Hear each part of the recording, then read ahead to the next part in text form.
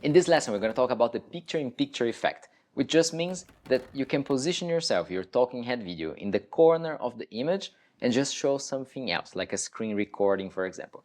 Throughout this class, you've been seeing it a lot, and it's useful not only for classes like this, but tutorials in general, or anything that you want to showcase some information without having that disconnection from the viewer by just disappearing and having them just look at a screen with a mouse going around.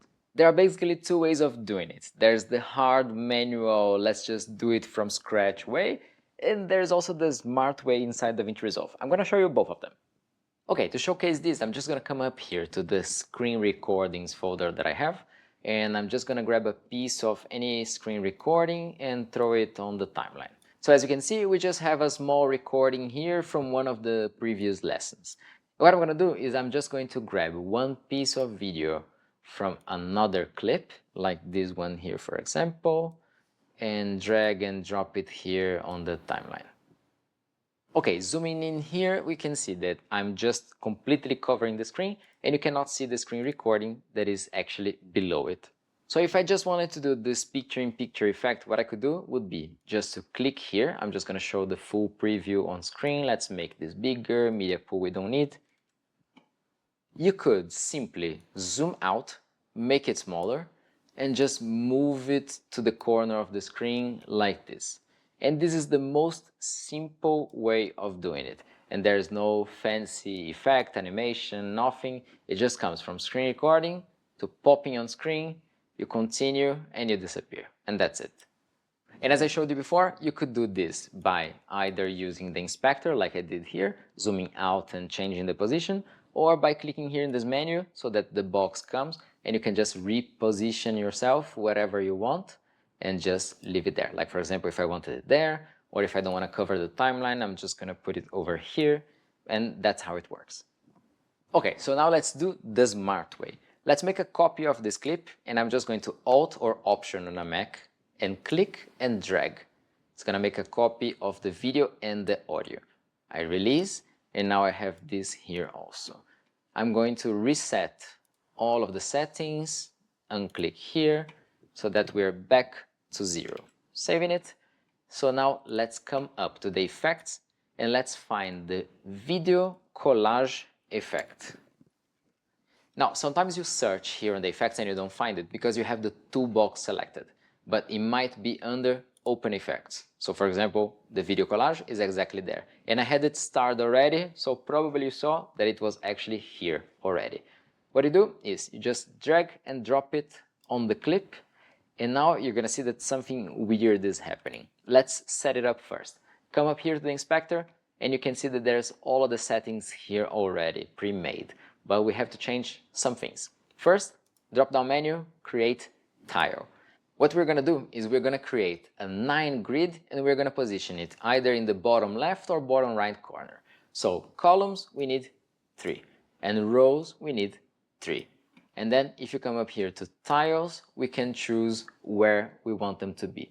If you just put preview layout, it's going to show you where the tiles are numbered. So we're looking for tiles number 7 or number 9. Let's start with number 7.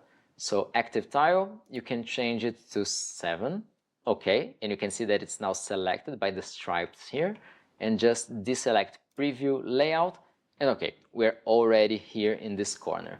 Now let's check the global settings for this. So columns are like this. You can change the rounding if you like. Left and right margins, I'm going to make them way smaller than this. Okay, it's already looking nicer like this. Now in the tile settings, you have many different things you can do with this. For this case, there's not much we need to do, but we can do some styling to make it look even nicer.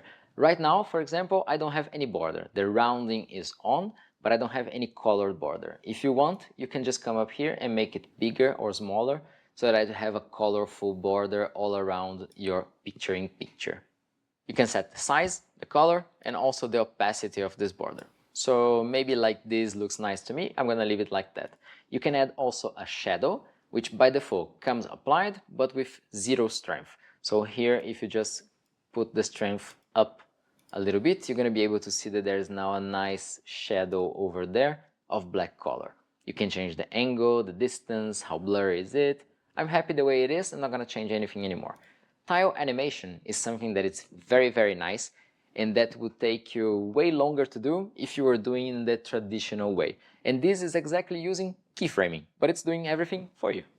So here, let's say that we just want this to come from the left of the screen, from outside, flying inside.